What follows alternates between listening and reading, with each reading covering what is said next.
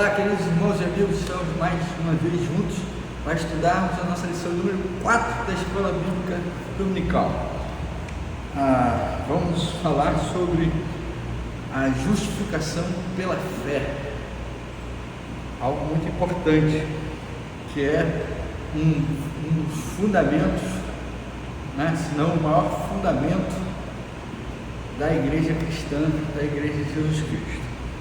Qual é o objetivo da nossa lição? O objetivo da nossa lição é que a gente precisa entender que não precisamos de nenhum sacrifício ou ritual religioso para alcançar a salvação em Cristo. Nada que a gente possa fazer vai fazer com que a gente melhore ou que a gente amplie a graça recebida por Jesus Cristo, ok? Não tem como, nada a ver. A finalidade de Paulo de escrever essa carta foi exatamente fortalecer os crentes lá da região da Galácia, para que eles mantivessem firmes no seu ensino, que eles mantivessem firmes naquilo que o apóstolo Paulo nos ensinou, na mensagem do Evangelho que foi propagada por ele, que foram recebidas diretamente por ele. O apóstolo Paulo também, ele compartilha as boas novas do Evangelho com os Gálatas, ressaltando que não há diferença para Deus entre judeus e gentios. Nós já vimos lá na última revista que são gentios, são aqueles que não são judeus. Então a mensagem de Deus, ela é tanto para os judeus quanto os gentios. Basta que estes se arrependam e, mediante a fé em Cristo Jesus, eles alcançam a salvação. Paulo fala também de quê? Da eficácia do sangue de Jesus Cristo. Ele fala que o Evangelho é para todos, para todos os crentes. Jesus não se importa se você é gentio ou se você é judeu. Todos são alcançados pela eficácia e suficiência do sangue de Jesus Cristo para a remissão dos pecados. Essa é a introdução da nossa revista. É o que precisamos entender com o discurso do apóstolo Paulo aqui a respeito da justificação da fé. Nós já falamos sobre justificação em algumas revistas atrás, mas como faz parte do contexto da carta aos Gálatas, como fez de Coríntios, a gente vai trabalhar a questão da justificação assim, de uma maneira mais clara, mais rápida, Então vamos lá. Justificação pela fé, versículo 16. O que é a justificação pela fé? O objetivo de Paulo era o quê? Era ajudar os cristãos a permanecerem firmes no que haviam aprendido com ele, ou seja, que o homem é recebido, perdoado e regenerado e justificado pela fé em Cristo Jesus. Quem transforma o homem, quem justifica o homem, quem regenera o homem, quem faz com que o homem seja capaz de entrar na presença de Deus é a fé em Jesus Cristo. Então, a justificação pela fé é suficiente para alcançar a salvação. Nada mais, a fé em Jesus Cristo. Certo? Então ele vai lá. A passagem ela destaca-se como o marco inicial da compreensão da justificação pela fé, princípio fundamental do cristianismo.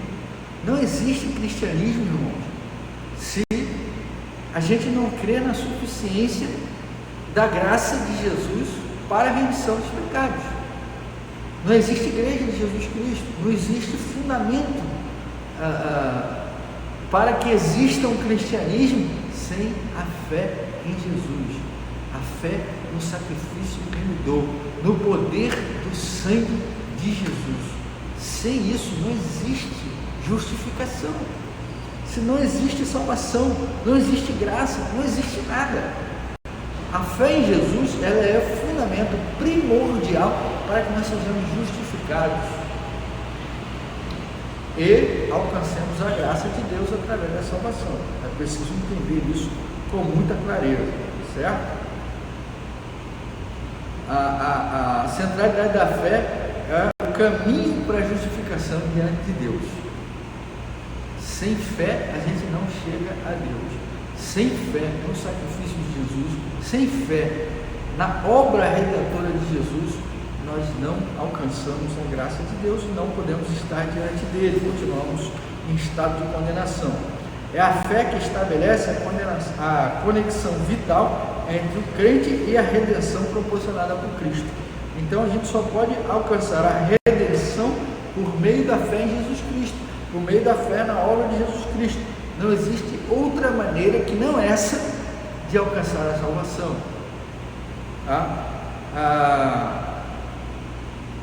A justificação ela começa com a fé e se manifesta na transformação da vida. Ninguém chega a Jesus sem fé. Ninguém é transformado por Jesus sem fé. Ninguém tem uma vida transformada por Jesus sem fé. Então é a fé que leva à justificação, que nos conecta de volta com Deus. Quando o apóstolo começou a pregar sobre a justificação sem a necessidade das leis, mesmo os judeus convertidos não aceitaram e começaram a perseguir. A gente viu lá na outra lição, o pessoal achou que Paulo estava facilitando a entrada das pessoas no reino de Deus. Mas o que é a justificação? A justificação é o ato declaratório de Deus, o ato de declaração de Deus dizendo que não mais nos condena. Como que nós somos justificados? Por meio da fé no sacrifício e na ressurreição de Jesus Cristo. Não tem outra maneira, não tem nada que você possa fazer, tá? A justificação, ela não tem outro meio de ser alcançada que não a fé em Jesus. Então, justificação pela fé. Fé em quem? Fé em Jesus. Tá? Não existe outro meio. A gente só pode alcançar a justificação, a gente só pode ser alcançado pela graça, a gente só pode receber a graça através da fé em Jesus. É isso que Paulo está dizendo. Sem a fé não existe razão de ser do cristianismo. Sem a fé não existe justificação. Sem a fé não existe igreja de Jesus Cristo. Sem a fé em Jesus, ok? Sem a fé em Jesus, porque sem a fé em Jesus nós não alcançamos a justificação e permanecemos condenados em nossos pecados e delitos. Compreendido? Segundo tópico, vivendo pela fé. O apóstolo Paulo nos ensina uma mensagem profunda sobre a importância de viver pela fé. Ele destaca que a justificação não veio por meio de obras, mas sim por crer em Jesus Cristo. Não é pelas obras que nós somos justificados, não é pelo que fazemos, não é mérito nosso, nós não temos nenhum mérito na salvação, não há mérito humano algum. É impossível ao homem alcançar a salvação sem ser por meio de Jesus Cristo. Então, Paulo está enfatizando aqui no versículo 20 que não é por ritos, por cerimônias, por campanhas, por outra coisa qualquer que se alcança a salvação, por ajudar o necessitado, por nada disso. Paulo está dizendo que a salvação só é encontrada pela fé em Cristo Jesus. Crer em Cristo Jesus. Tá? Viver pela fé implica em confiar totalmente na graça redentora de Jesus. Você foi salvo. Eu sou salvo. Você é salvo por quê? O que você fez para ser salvo? Eu criei em Jesus Cristo como Senhor e Salvador da minha vida. Eu criei no sacrifício de Jesus Cristo na cruz do Calvário e na ressurreição de Jesus. Eu creio que Jesus está vivo à destra de Deus e por causa da morte dele na cruz eu alcancei a salvação. Eu creio e é por essa fé que eu sou justificado. Não é porque eu fiz isso, porque eu sou pastor, porque eu creio, porque eu prego o Evangelho. Não, é porque eu creio que Jesus Cristo morreu em meu lugar na cruz do Calvário e ressuscitou no terceiro dia. Por isso eu creio na minha salvação, porque eu entrego a minha vida a Jesus. Eu sou escravo de Cristo. Eu me submeto à vontade de Jesus. E por isso eu digo e afirmo que sou salvo. Não porque eu tenha feito alguma coisa para isso, mas porque eu creio que Jesus me salvou na cruz do Calvário. Eu creio na sua morte salvífica, eu creio no poder do seu sangue remidor, e eu creio na sua ressurreição. Por isso, eu acredito na minha salvação. Não por mérito nenhum meu, mas porque Cristo me deu na cruz do Calvário. Viver pela fé é isso. Viver pela fé é crer nessa graça redentora, mesmo quando tudo parece perdido e sem saída. Tá?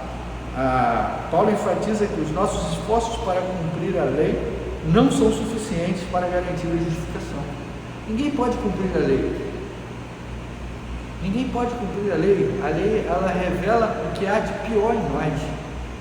Nós só podemos cumprir a lei através da fé em Jesus Cristo. Não existe outra maneira, porque Jesus diz que ele cumpriu a lei. Ele é a lei. Então, através dele, nós alcançamos a graça de Deus. Porque por méritos nossos, pelos nossos esforços, é impossível nenhum esforço para cumprir a lei vai garantir a nossa justificação. Tá? Ele ressaltar aqui que nós estamos falando da lei de Deus, tá? Não da lei dos homens, tá? Paulo nos desafia a abandonar a mentalidade legalista. A mentalidade legalista é terrível. A mentalidade legalista, ela engessa a gente, ela limita a gente, ela impede que a gente viva o melhor da fé e do Evangelho. Tá? Eu não estou aqui defendendo a debandada emocional, a malucada, louca, de muitas coisas que a gente vê aí no ambiente, nos templos da igreja, nada disso. Eu creio numa fé, creio no culto racional a Deus, mas a gente não pode limitar Deus. A mentalidade legatista, ela limita o poder de Deus, limita a ação de Deus, limita a influência de Deus na vida da gente. Então a gente não pode ter uma mente legalista, a gente não pode ser reduzido de cabeça, de mente, de pensamento, de coração de Jesus Cristo, tá bom?